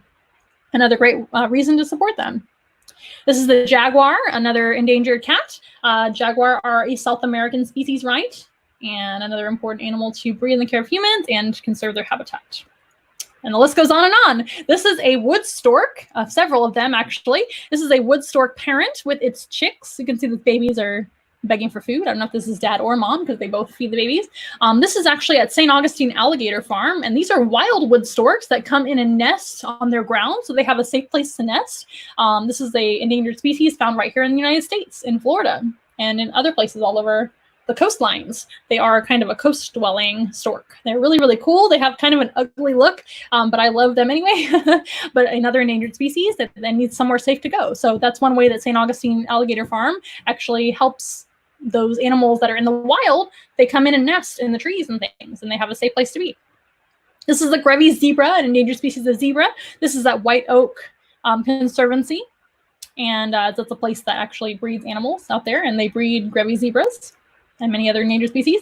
This is another white oak animal. It's a Indian one-horned rhino. As you guys know, I think all species of rhinos are endangered, if not critically endangered, and we need to definitely save their habitats, protect them from poachers. They are often taken for their horns and hunted for different medicinal purposes and just for trophies and terrible things, and they shouldn't be hunted. And but breeding them in responsible places and responsible ways and keeping up those genetics, that's very, very important. So there's a baby rhino that they successfully bred with mom. Mom was being very protective that day. But this is over at White Oak Conservancy, a wonderful place. And I believe this is our last endangered species to talk about. This is over at Jacksonville Zoo. And this is a bongo. Bongo are another critically endangered antelope type species found in Central Africa. They are beautiful. As you can see, their beautiful coloration. I'm gonna blow this up so you guys can see him or her a little bit better. They are critically endangered, so very, very important to be breeding them in the care of humans and working on conserving their habitat. So I know I'm repeating myself over and over again, but I want you guys to see all these examples of animals that zoos and aquariums are helping all over the place, right? We definitely want to support that. The best thing you can do is support them by donating to zoos and aquariums that help with responsible animal breeding and responsible animal, basically conserving of their habitats and conservation work in general. That's really, really great. You guys can help them out, especially nowadays, because nowadays zoos are having a hard time even staying open to the public, let alone giving money to conservation. So the more money that we donate, of course, will help animals all over the world. What questions do you guys have now? Let's get to a photo that makes sense for your question. Let's see here. Axolotl? Sure.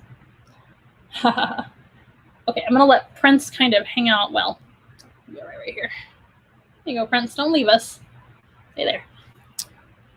Let me see what questions you guys have, or if you have any at all, and that's okay if you don't.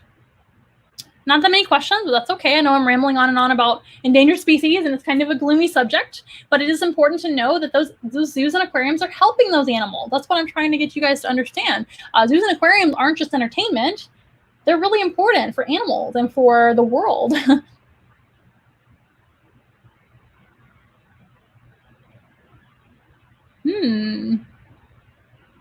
Oh, I see.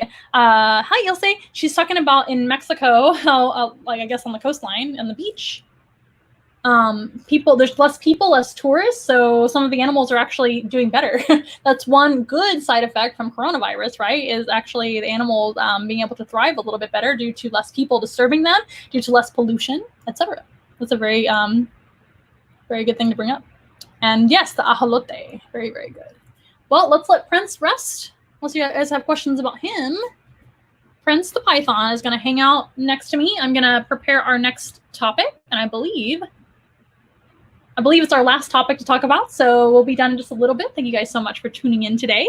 If you are just tuning in, we are talking about zoos and aquariums today and why they matter and all the things that zoologists and zookeepers do, not just for a living, but what they do for animals, right?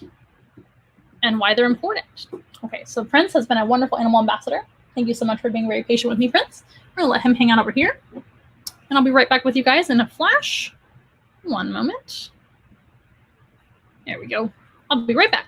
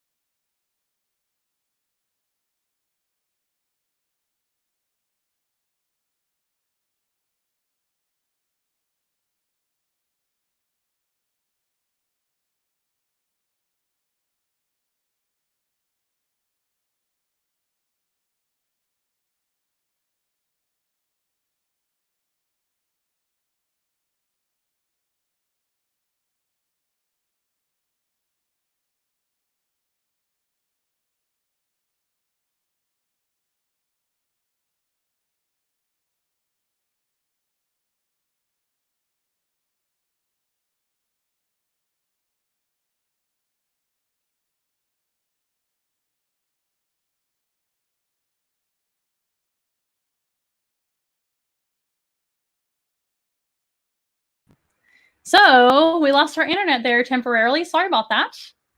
And yeah, so we're back. Hopefully that won't happen again, but sometimes it's out of our control. So here we are. I just had to restart everything. So let's learn about one more thing. By the way, Zizi's hanging out with us here today. Zizi is a bearded dragon. This is an Australian native lizard. They are omnivores. We're going to feed him before the program is over so you guys can see how he eats. And he's a wonderful lizard and wonderful species, not endangered, which is great. These guys are a protected species in their native environment in Australia, where they come. And where they come from. And they used to not be protected, though, and they were taken out of the wild for the pet trade quite often. And now they are protected, and that doesn't happen anymore. And now they're only captive bred. So if you want a pet bearded dragon, you don't have to worry about depleting their numbers in the wild, which is great. Okay, guys, let's talk about our last subject. Sorry for dipping out there. That wasn't on purpose. So one more things that zoos do and why they're really important is educating and inspiring their guests. So guests are you guys that go visit the zoo or aquarium, right? So the people that come and buy tickets or buy a membership, come and visit, those are the guests. So educating and inspiring guests. So how do they do that? Well, there are many ways that they can do that. Let me show you. Now we were talking about the axolotl. Let's go back to this beautiful background. One moment. Ah, here we are. So, he does have a cute face. I agree. So cute. Okay, so, yes, that's what I'm doing. So many things to do. We're going to talk about how guests are inspired.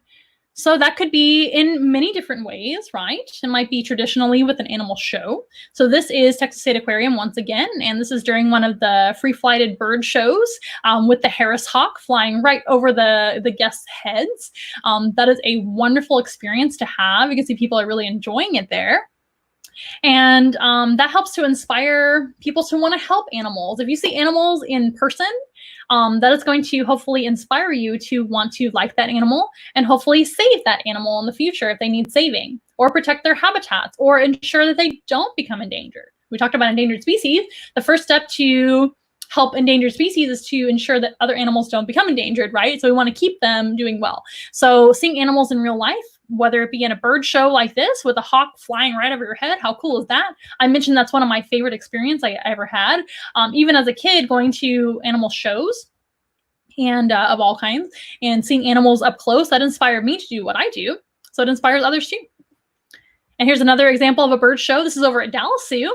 This is one of their crows actually taking a donation dollar or $5. I don't know, it's donation money from one of the guests' hands and taking it over to the trainers. That's pretty amazing that animals can be trained to do such amazing things, right? Animals are very smart. They can be trained to do all those amazing behaviors. But that is just something that I'm sure this gentleman will never forget that happened to him, and he would want to be inspired to love birds and want to save birds, right? Here's another example of Dallas Zoo. You can see it says Dallas Zoo right there. This is a conservation fund that they were also taking dollars and things. This is a different bird, actually. This is a crow, and this is a raven. I know they look the same in the photos, but this is a different species. But the raven was actually accepting money at the end of the show and putting them in the donation box, which is a really cool thing to see and to kind of, it's just a special way to take donations rather than just like taking them from the guest yourself. You can train the animal.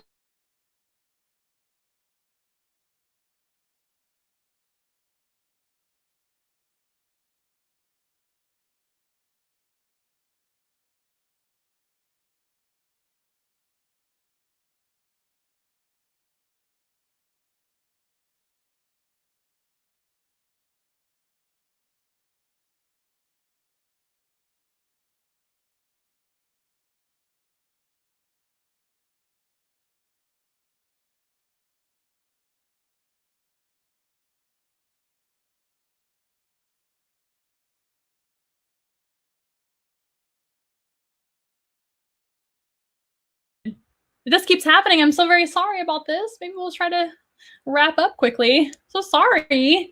Our internet is, we've had all these storms and things around here, so maybe that's what's happening. But zoos can inspire guests in that way with animal shows, right?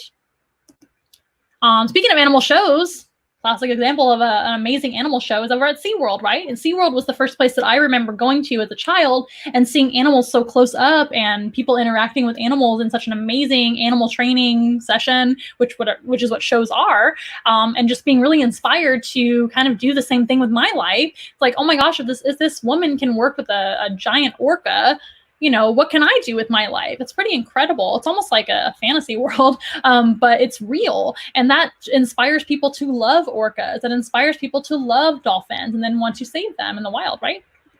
Very important. Here's another example of an animal interaction. So these are some of my friends that I went to college with, and we were getting a penguin encounter over at SeaWorld Orlando. This was at SeaWorld Orlando as well, this shot. And then this was in their penguin habitat. We actually got to go in and touch the penguins and be right next to them.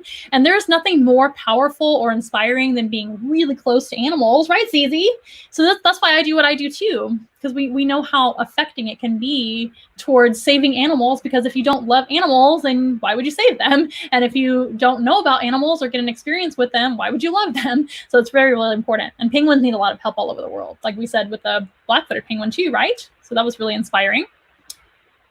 Here's a kind of a smaller example, but still equally as important. This is one of my fellow classmates as well at Santa Fe College teaching zoo at the school that I went to for zookeeping. She actually worked with this young guest. I think she's one of the campers or one of the regulars there at our zoo, who was very afraid of snakes.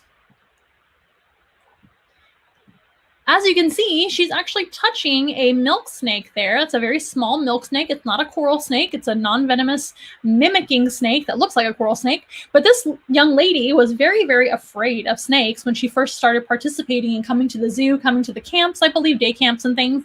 And so my friend here was really proud of this moment because she actually was able to give this little girl, this young lady, an opportunity to touch the snake without her being afraid. So that is so important to me. That's something that I do, as you guys know, as an advocate for snakes and reptiles. We just met Prince the Python.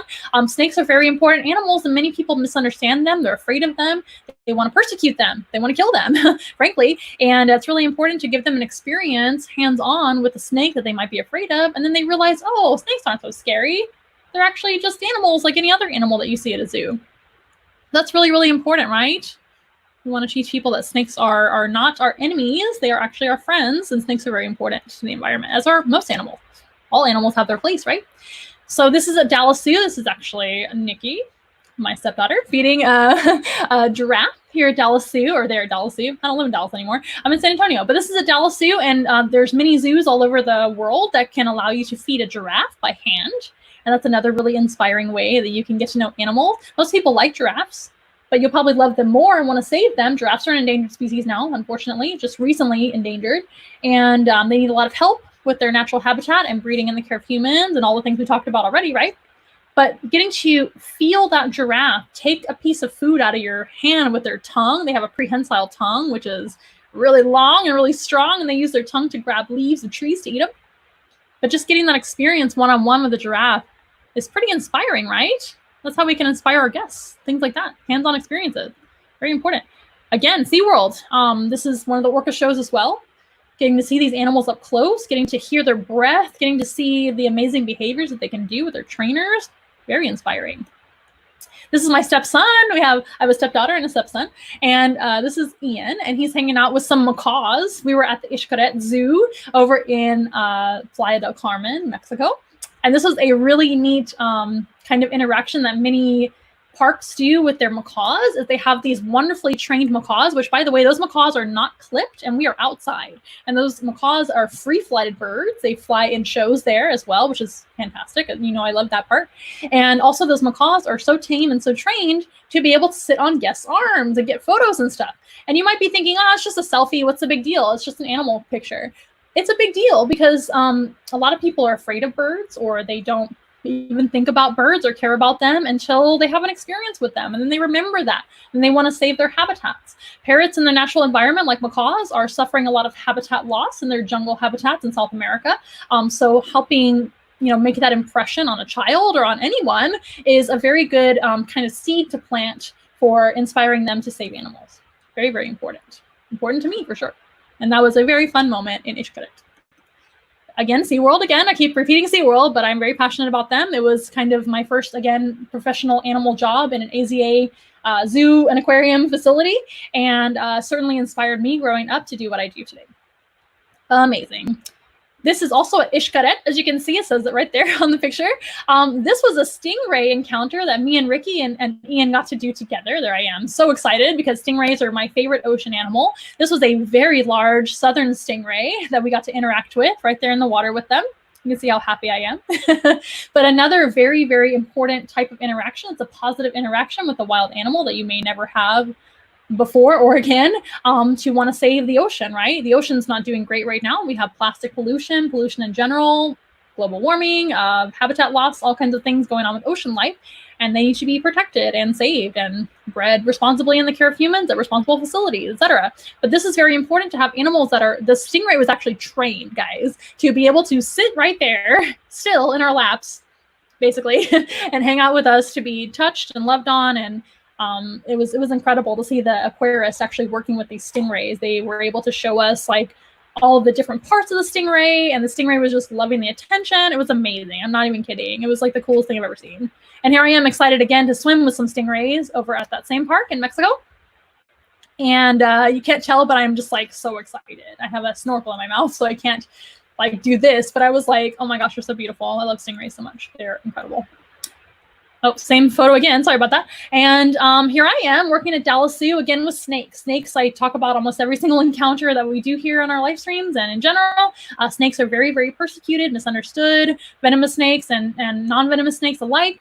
And it's so important to give people a hands-on experience that's safe. They know that they're not going to be harmed. They have like a positive experience with some of these reptiles. They realize, hey, they're not slimy. They're not like bad to touch. They're actually really cool. And it just takes away that fear. Not that you shouldn't have a healthy respect for wild animals, of course, but you shouldn't have a fear of animals just because you misunderstand them. That's very important. That was one of our shows at Dallas Zoo that I was doing. Again, with the dolphins, there are hands-on experiences at SeaWorld that you can do with dolphins, of course. You probably know that. And you can feed them and see them very up close. That always inspired me and got me really excited for animals. In general, as a kid, I would just run over to the dolphins and want to just see them so close and hear them and smell the water. It was just an amazing experience that you'll never really get anywhere else except for in aquariums. It's very important to have for guests to experience that kind of stuff because dolphins need saving too. And we have another SeaWorld experience. This is a sea lion training session and a sea lion interactive training session where guests would actually pay money that goes towards conservation. Another way to raise conservation money is by these type of interactions with the animals that people pay for. It's like a special tour or a special interaction. Tours are what I used to do at SeaWorld. But this was one of the sea lion trainers working with two guests there. They have their hands in the air like this, doing a training behavior with flipping like that with a sea lion. By the way, that flip or all those things that you see sea lions doing in shows are all natural behaviors that they've just cued to music and cued to a script. Those sea lions definitely do all those things in the wild and in the aquarium when nobody asks them to. It's just something they do for fun, is jumping out of the water. They're very nimble. They're amazing animals. They're incredible. So that was, I'm sure, an experience those people will never forget. Again, SeaWorld, seeing the animals, not just in the shows, but also on exhibit, being able to watch them kind of do natural behaviors and swim around with each other and see how big they are. I know when I visited the aquarium in Atlanta, Georgia for the first time and saw the whale sharks and the giant manta rays, that really had an effect on me as well because we feel so small in the grand aspect of things, right? Brings a tear to the eye. And once in a while. And this is where I'm going to end today with talking about zoos and aquariums. I hope you guys enjoyed our zoo and aquarium class that I've given you guys, I guess. I get really excited for teaching people about the importance of zoos and aquariums. And these are just a few aspects of the importance of why we have zoos and aquariums, why we should support them, what zookeepers do on a daily basis for animals, and how they inspire the guests, right? The people that come and see the animals. So that's what that's my main goal here at Once in a Wild. We aspire to change the world through small animal interactions, one by one. And with this type of interaction as well, where we can reach you guys on a virtual level, It is our main goal to make you guys fall in love with some of these misunderstood animals, or even the ones that are easy to love too, like Zeezy. Everybody loves Zeezy, the bearded dragon. But there are some like spiders and snakes and all kinds of things. Pikachu's loved by all, but even birds need help sometimes with convincing people to love them. Some people are afraid of birds. So what I'm trying to say is all these animals need someone to speak up for them because they need a lot of help. In general, animals do need a lot of human help to bring back their numbers, to save their habitats. There's always something to do to save animals. So that is our main goal, is to teach you guys and hopefully educate you guys to want to fall in love with animals and save them. So let's see if you guys have any questions so far, or not so far, but in general. Yes, and we're sorry about the technical difficulties. That was the internet just went away. And I'm so glad you're learning, Ilse, about the wild animals. Yes, wild. Frozen image. Yes, I know. I'm sure I was frozen in time there for a second. So here's a good question from Ricardo. A very, very good question, a little bit controversial question. How do you tell the difference between zoo shows and circus shows? So they're all animal shows are not created equal. Some circuses are very responsible. I don't think that all circuses are bad. I think that some circuses definitely don't take the responsibilities they should with their animals, and I think that they ask their animals to do a little bit too much. For example, asking an animal to jump through a fiery hoop, or going in an enclosure with 10 tigers and asking them to submit to a tiger trainer with a whip is not necessarily great, because all of those things are not natural behaviors. So we would never see a tiger hanging out with another tiger in the wild, usually, unless it's mating time or they have their babies with them, and their babies are maybe older babies, etc. Tigers are solitary. That's just one example that kind of popped in my head with circuses. So most circuses, not most, some circuses, I'm not speaking for every facility. I'm not anti-circus. It's a controversial subject in our field, and some people like circuses and some people don't, even zookeepers. That's talking for us. It's kind of a matter of opinion. But in my opinion, if you're asking an animal to do something that is not necessarily natural, now if you're asking an animal to do a natural behavior and it's put to music and it's just a show at that point, it's okay. The animal, I promise you, doesn't care about the background music or about the trainer's outfit or anything like that. That's all secondary. If the animal is being forced to do something, that is not something that zoos do. We use positive reinforcement with all of our animals. That means we ask them to do something and they earn a reward for doing that thing. There might be different rewards for doing different things, depending on the animal and what it likes, right? Usually it's food, but sometimes it's attention. Sometimes it's other things that the animals like, right? So that's something you want to watch for too. You want to support good facilities, right?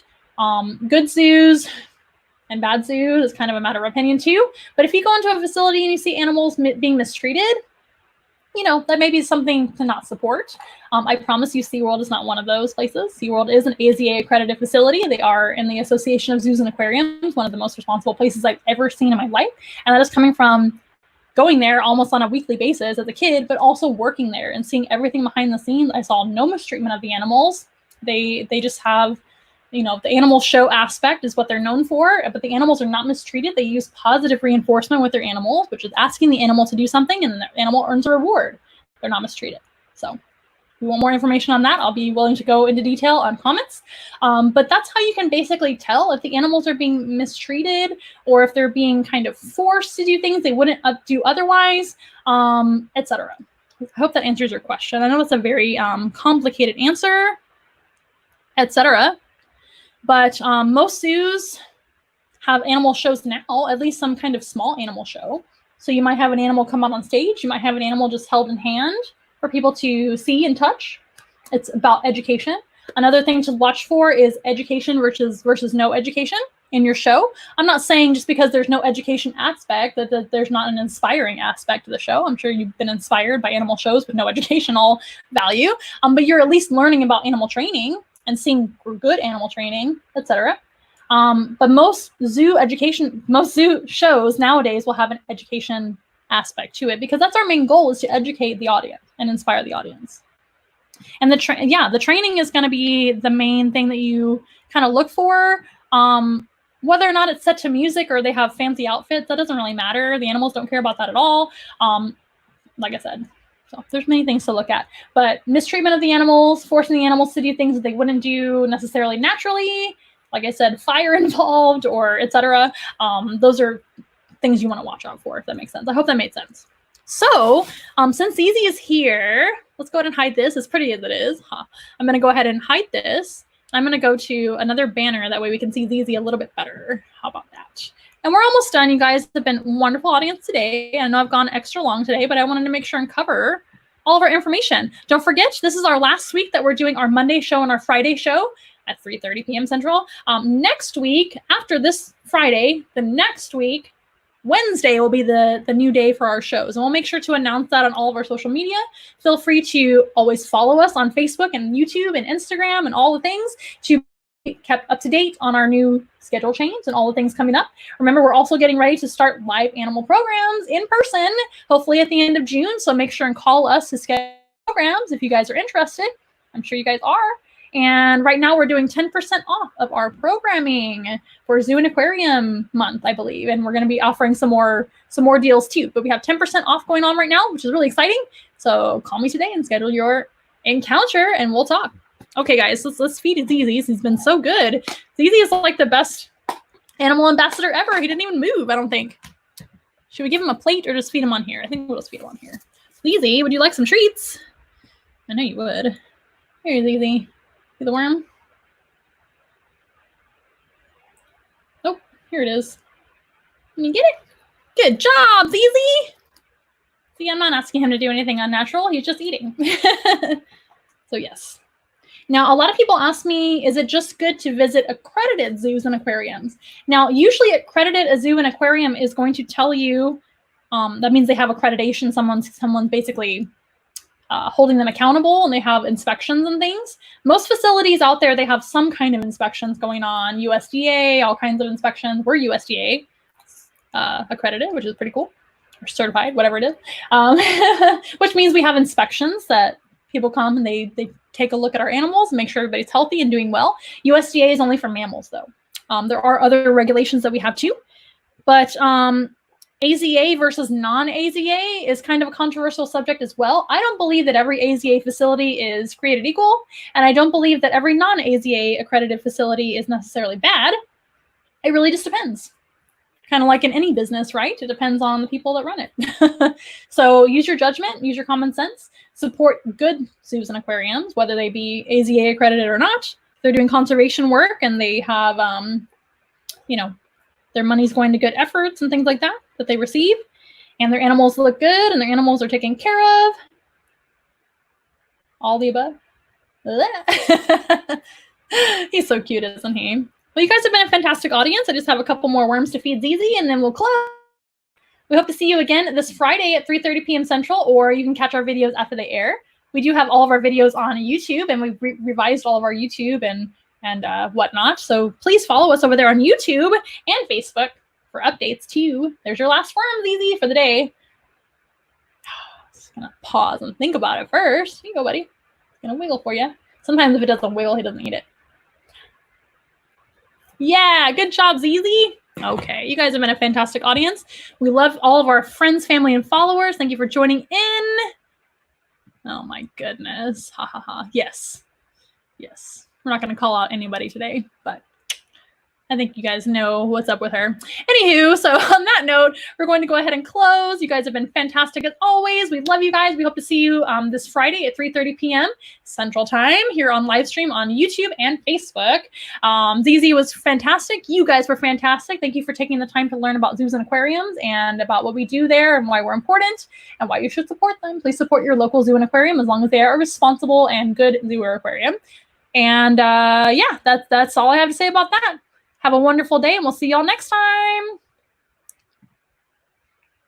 There it is. See y'all next time. Bye. We are nothing close to ordinary, but we love to be your friend.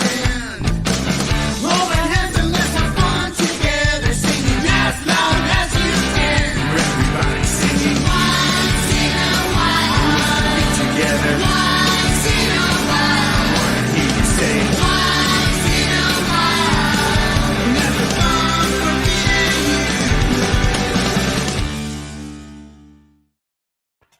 We'll see you guys next time. Have a wonderful rest of your week. We'll catch you later. Bye, guys.